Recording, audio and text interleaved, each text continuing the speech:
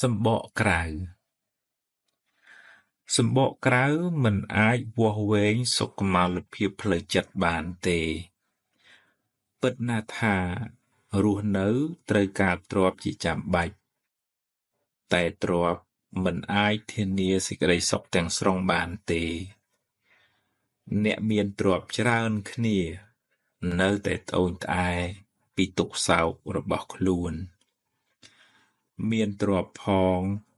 មានធម៌ផងទើបបានសេចក្តីសុខរៀនអប់រំចិត្តស្ដាប់ធម៌ធ្វើសមាធិបង្ហាត់ចិត្តឲ្យស្ងប់ជីវិតនឹងមានភាពត្រជាក់ត្រជុំច្រើនស្រមោលអន្ទូលតាមប្រាណបើអ្នកញញឹមដាក់កញ្ចក់នឹងញញឹមដាក់អ្នកវិញបើអ្នកព្រោះស្រូវហើយមើលថែវាត្រឹមត្រូវអ្នកនឹងទទួលបានផលត្រឡប់មកវិញមិនខានបើអ្នកមានចិត្តល្អចិត្តត្រជាក់ចិត្តស្ងប់អ្នកនឹងបានសុខច្រើនហើយបើអ្នកមួម៉ៅក្តៅក្រហាយច្រើនជីវិតអ្នកនឹងមិនសូវបានសុខឡើយកម្មឲ្យផលភ្លាមមិនចាំបាច់ជាតិមុខជាតិក្រោយឡើយបើអ្នកធ្វើល្អដោយចិត្តស្អាតបរិសុទ្ធមិនចង់បានការតបស្នងអ្នកពិតជាបានបុណ្យច្រើនហើយក៏បានសុខច្រើនដែរនឹងមិនសូវខកចិត្តទេបើគេដឹងគុណក៏ល្អបើគេមិនដឹងទេជារឿងរបស់គេអំពើល្អអ្នកបានធ្វើរួចហើយធ្វើល្អចង់បានការតបស្នងសងគុណមិនសូវបានបុណ្យទេម្យ៉ាងទៀតជីវិតនេះក៏មានឥទ្ធិពលពីកម្មចាស់ដែរអ្នកខ្លះធ្វើតែអំពើល្អបែរទៅជាជួបតែរឿងមិនល្អទៅវិញមិនដឹងថាបានសាងកម្មអីពីមុនមកសូមកុំអស់សង្ឃឹមកុំយល់ច្រឡំថាធ្វើបុណ្យហើយបែរទៅជាទទួលបាបវិញឲ្យសោះបើអ្នកដាំដូងអ្នកមិនអាចបានផ្លែស្វាយឡើយរឿងអាក្រក់ជាផលនៃបាបកម្មចាស់ចំណែកបុណ្យថ្មីមិនទាន់មានពេលឲ្យផលនៅឡើយពេលធ្វើអំពើអាក្រក់អាចនាំឲ្យអ្នកសប្បាយរីករាយឆាប់មានឆាប់បានតែវាជាការផឹកទឹកឃ្មុំដែលលាយដោយថ្នាំពិសផ្អែមមុនដំបូងទើបពុលជាខាងក្រោយពេលបាបឲ្យផលទើបស្រែកថាហេតុអ្វីជីវិតខ្ញុំក៏មានទុក្ខច្រើនម្ល៉េះកម្មអ្នកណាកម្មយើងទេកុំបន្ទោសអ្នកណាឡើយ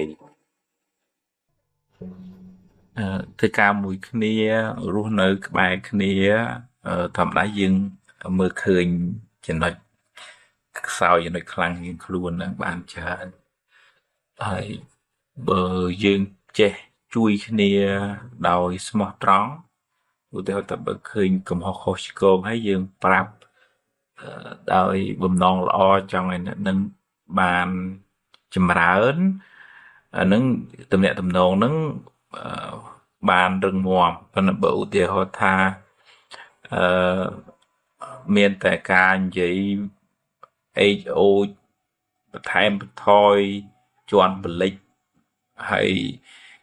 ពីមុខល្អពីក្រោយលួយអាហ្នឹងកន្លែងការងារហ្នឹងមិនចម្រុងមិនចម្រើនទេនឹងមានភាពកប្រេះស្រាំណាជួនកាលហ្នឹងគ្រាន់តែញឹមដាក់មុខគ្នាឲ្យតែល្អមើលទេប៉ុន្តែក្នុងចិត្តហ្នឹងក្តៅហើយតើកាលណាទំនាក់ទំនងមិនល្អប្រសិទ្ធភាពការងារហ្នឹងក៏អត់ចម្រើនដែរអញ្ចឹងវាតើថាយើង ចេះយោគយល់គ្នាឲ្យតម្លៃគ្នាកន្លែងណាដែលត្រូវកែតម្រូវខុសឆ្គងនិយាយទៅហើយនិយាយឲ្យដោយចិត្តស្អាតបរិសុទ្ធចង់ឲ្យអ្នកនឹងបានល្អឡើងវិញអត់មានចង់ជន់ពលិចបន្ថែមបន្ថយប្រកាច់ប្រខូចអីទេដូចថាមិត្តភាពនឹងវាថ្លាវា transparent ណាអញ្ចឹងមុខមិនក្រោយអញ្ចឹងអានឹងយើងស្រឡាញ់គ្នាបានយូរធ្វើការងារជាមួយគ្នានឹងបានចម្រើនហើយទុកចិត្តគ្នាទៅវិញទៅមកបើមិនអញ្ចឹងឯងកន្លែងធ្វើការងារនឹងคล้ายទៅជាភ្លើងមានបៈមានពួកហើយនិយាយអេចអូចហើយយូរទៅបង្កទៅជាភាពបែកបាក់សាមគ្គីហើយវាមិនចម្រុងចម្រើនស្ថាប័នហើយក៏យើងអត់បានសេចក្តីសុខទេតាមផ្លូវចិត្តរបស់យើងនឹងពីព្រោះយើងមកទៅវាដូចថាអត់ឆ្លាស់ខ្លួនវាបៀតចឹងទៅវាមានសម្ពាធផ្លូវចិត្តចឹងតើរៀនបើកចិត្តឲ្យទលាយរៀនដូចថាបើគេល្អយើងត្រេកអរជាមួយគេទៅហើយបើយើងមានអីនឹងត្រូវចែកម្លែកយើងចែកម្លែកឲ្យគេទៅហើយ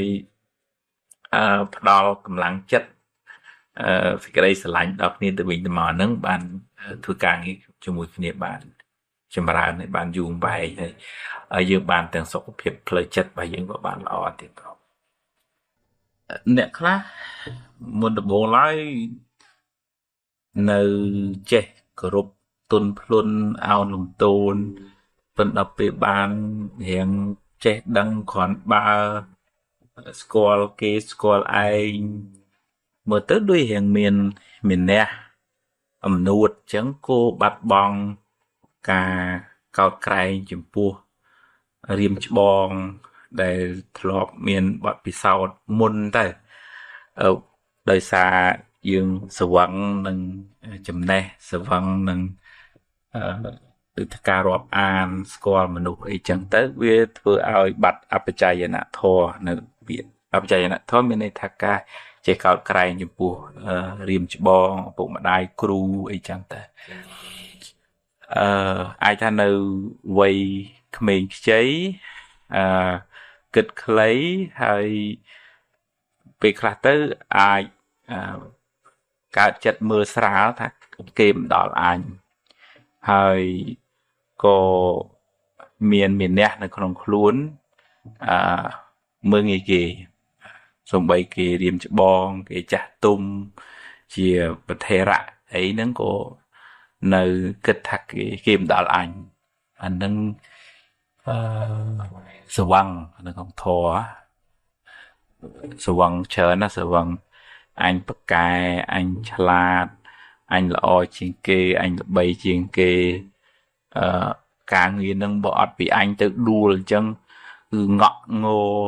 រត់តែឈប់រត់តែបោះចោលដើម្បីឲ្យគេមិនវអីចឹងទៅហើយ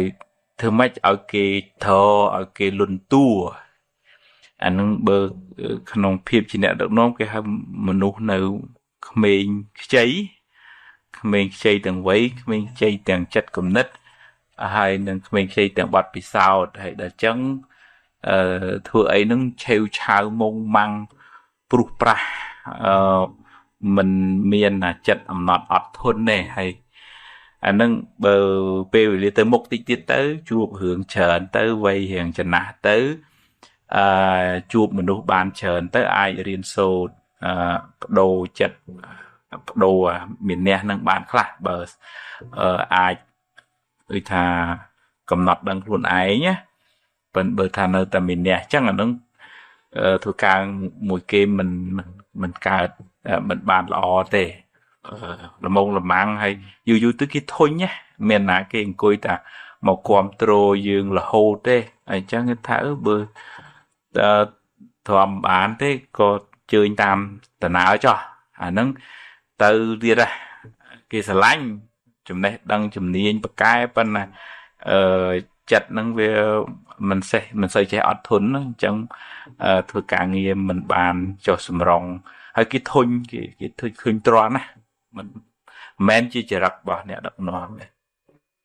សម្បកក្រៅមិនអាចវាស់វែងសុខុមាលភាពផ្លូវចិត្តបានទេពិតណាស់ថារស់នៅត្រូវការទ្រព្យជាចាំបាច់តែទ្រព្យមិនអាចធានាសេចក្តីសុខទាំងស្រុងបានទេអ្នកមានទ្រព្យច្រើនគ្នានៅតែត្អូញត្អែពីទុក្ខសោករបស់ខ្លួនមានទ្រព្យផង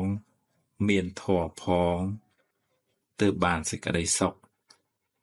រៀនអប់រំចិត្តស្ដាប់ធម៌ធ្វើសមាធិបង្ហាត់ចិត្តឲ្យស្ងប់ជីវិតនឹងមានភាពត្រជាក់ត្រជុំច្រើន